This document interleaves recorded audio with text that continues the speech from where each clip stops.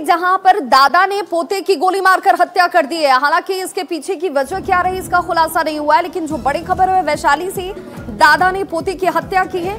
हालांकि लोग ये कह रहे हैं कि जमीन विवाद से जुड़ा हुआ ये पूरा मामला है। पुलिस ने 3 लोगों को हिरासत में ले लिया है। चांदपुरा थाना क्षेत्र के चकमगोला गांव की ये घटना। पोते को लगातार धमकी दी जा रही थी दादा की तरफ से और आज गोली मारकर हत्या कर दी गई। पुलिस ने 3 लोगों को हिरासत में लिया और उनसे कड़ी पूछताछ की जा रही है। ये तस्वीरें इस वक्त आपके टीवी स्क्रीन पर। जमीन के विवाद में दादा ने पोते को ही गोली मार दी।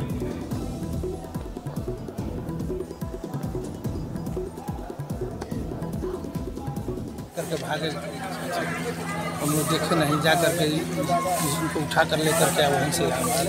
तो क्या लगा हुआ है? गोली कह रहा है। अच्छा, तो भाई ये गया सुबह कल हम लोग थाना में सब कुछ दिए, थाने वाला कोई एक्शन नहीं लिया। सुबह उठ के ये गया पे टॉयलेट करने, वो बंदूक को राइफल रखे हुए निकाल करके सीना में, लेफ्ट सीना में मार दिया पूरा।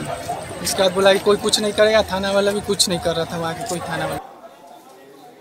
बड़ी खबर नालंदा से, जहां पर बैंक मैनेजर के घर में बड़ी लूटपाट की घटना को अपराधियों ने अंजाम दिया है। बताया जा रहा है कि यहां पर 12 की संख्या में नकाबपोश अचानक से घर में प्रवेश करते हैं और लूटपाट करनी शुरू कर दी।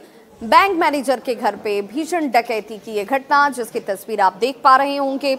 बताया जा रहा है कि बिहार थाना क्षेत्र के मुरौरा गांव की यह घटना है। 12 की संख्या अपराधियों की बताई जा रही है।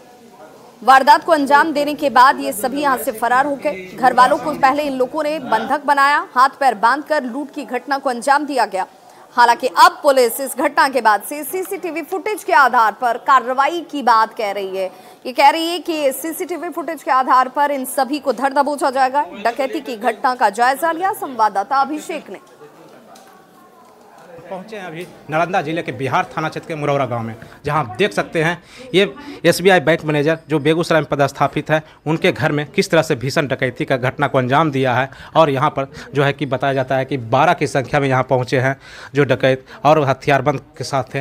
गिरी स्वामी को बंधक बनाकर हाथ पैर बांधते हुए जो है मोबाइल को अपने कब्जे में ले लिया और घटना को करीब 3 घंटे से ऊपर तक अंजाम देते रहा, लेकिन पुलिस को भनक तक नहीं लगी है। तो अब देख सकते हैं किस तरह से जो है 1 रूम 2 रूम 3 रूम जो है, अधिकांशतः रूम में यही हाल है। देख सकते हैं किस तरह से जो है सामान जो है पूरी तरह से बिखरा पड़ा है और जो है सामान यहाँ से लेकर चंपत हुए हैं।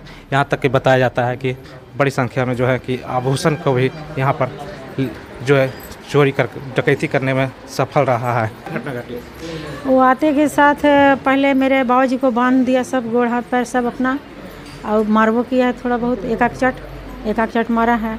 उसके बाद पहले मेरी बेटी का रूम में घुसा, मेरी बेटी का रूम में जा करके जो चैन था, कान वाला था, वो सब खोल लिया।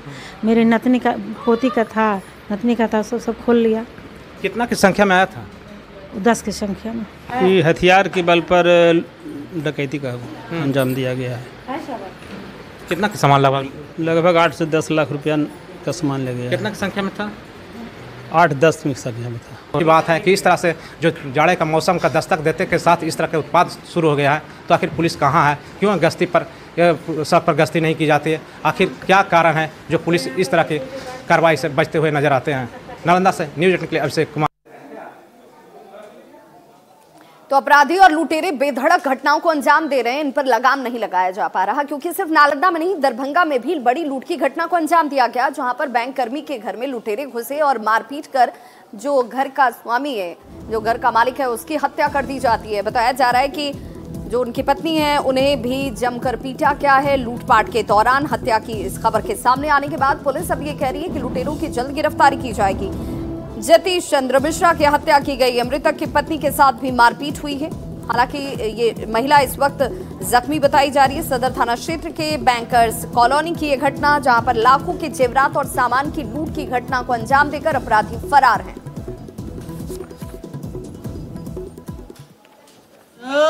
कितने की संख्या में वो अपराधी सब रहे हैं? डकैत सब 6 आदमी रहे। क्या बजे तकरीबन? 12:30 बजे में घुसले। उसके बाद की सब खेल के होता आँख लागल रहा, सोचे काटे दोनों आदमी के दावा लागल। के सदर थाना क्षेत्र अंतर्गत लक्ष्मी सागर बैंकर्स कॉलोनी मोहल्ला में एक वृद्ध व्यक्ति के घर में लूटपाट करने के उद्देश्य से कुछ अज्ञात व्यक्ति घर में घुसे थे और घर वालों द्वारा विरोध करने पर एक वृद्ध व्यक्ति जतीश चंद्र मिश्र जी का देहांत हो गया है। उनकी जो धर्मपत्नी है उनको हल्का चोट है और इस घटना करते वक्त उनके द्वारा जो है कुछ साक्ष्य छोड़े गए जिसको एकत्रित किया गया है। बड़ी खबर सहरसा से, जहां पर पारिवारिक विवाद में घटना को अंजाम दिया गया। 4 लोगों को गोली मारी गई है। अब इस मामले में बताया जा रहा है कि चाचा और भतीजे के बीच पहले से ही किसी बात को लेकर विवाद चल रहा था और ये विवाद इस कदर बढ़ा कि यहां पर भतीजे ने गोली चला दी। 4 लोगों को गोली लगी है, जिनमें 3 पुरुष और 1 महिला बताई जा रही है। इन सभी को फिलहाल इलाज के लिए अस्पताल में भर्ती कराया गया। घटना की सूचना मिलते ही हालांकि पुलिस घटनास्थल पर पहुंचकर अब जांच की बात कह रही है। गोलीबारी के बाद से आरोपी भतीजा फरार बताया जा रहा है।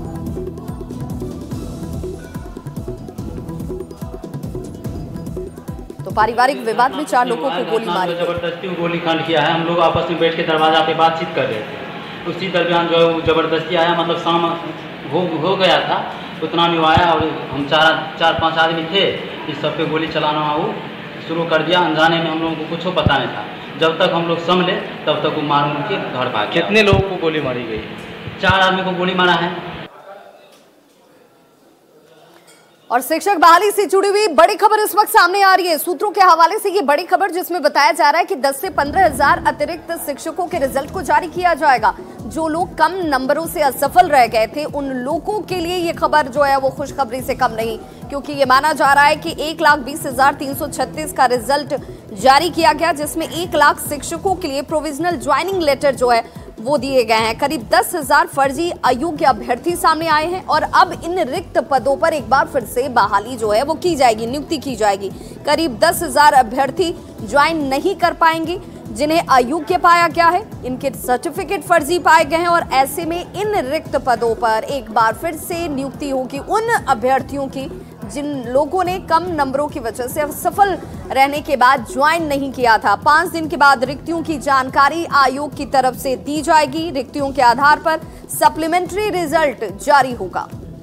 तो ये बड़ी खबर इस वक्त सामने आ रही है। कम नंबर से असफल अभ्यर्थियों को एक बार फिर से मौका मिल सकता है और ऐसे में 5 दिनों के बाद रिक्तियों को लेकर आयोग की तरफ से जानकारी साझा किया जाएगा।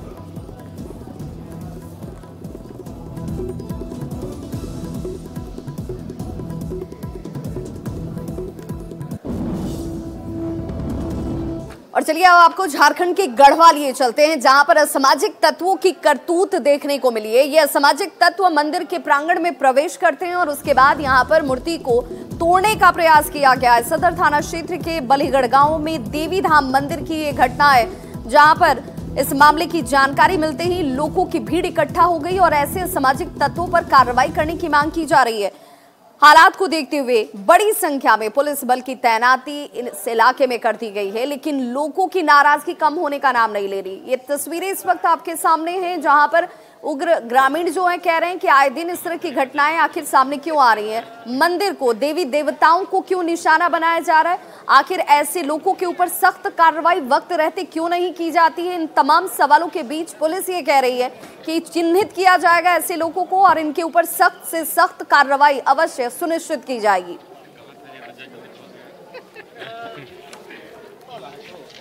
तो घटना के बाद लोगों की नाराजगी खुलकर अब सामने आती हुई आरोपियों को गिरफ्तारी करने की मांग की जा रही है और पूरा इलाका है वहां पर तनावपूर्ण हालात बनते हुए देखकर पुलिस की तरफ से एहतियाती तौर पर बड़ी संख्या में पुलिस बल की तैनाती की गई है। मुखिया ने 24 घंटे का हालांकि अल्टीमेटम भी दे रखा है कि 24 घंटे में आरोपियों के ऊपर कार्रवाई होनी चाहिए, अन्यथा जो लोग हैं वो खुद कानून को हाथ में ले लेंगे। पुलिस ये दावा कर रही है कि बहुत जल्द इसमें शामिल जो भी असामाजिक तत्व हैं उन्हें चिन्हित कर कार्रवाई की जाएगी। त्रिशूल था, त्रिशूल को ईंट के द्वारा तोड़ दिया गया है रात्रि में, और ये हमारे सनातन धर्म के साथ बहुत बड़ा खिलवाड़ किया गया है। और जो भी खिलवाड़ किया है, प्रशासन से मैं प्रशासन को एक चीज मैं बोलना चाहता हूँ कि इस पर 24 घंटा के अंदर जो भी ये काम किया है उसको पकड़ करके और उस पर कानूनी कार्रवाई किया जाए। हम सब ग्रामीण जनता यहाँ उपस्थित हुए हैं और हम प्रशासन से मांग करते हैं कि इसका देख करके और 24 घंटा के अंदर इसका जो भी अपराधी इस तरह के घटना किए उसको तत्काल उचित कार्रवाई करते हुए उन लोगों को सजा दिया जाए। तो न्यूज रूम लाइव में आज बस इतना ही। कल कुछ और खबरों के साथ एक बार फिर से होंगे हाजिर। तब तक देखते रहिए न्यूज 18 बिहार झारखंड।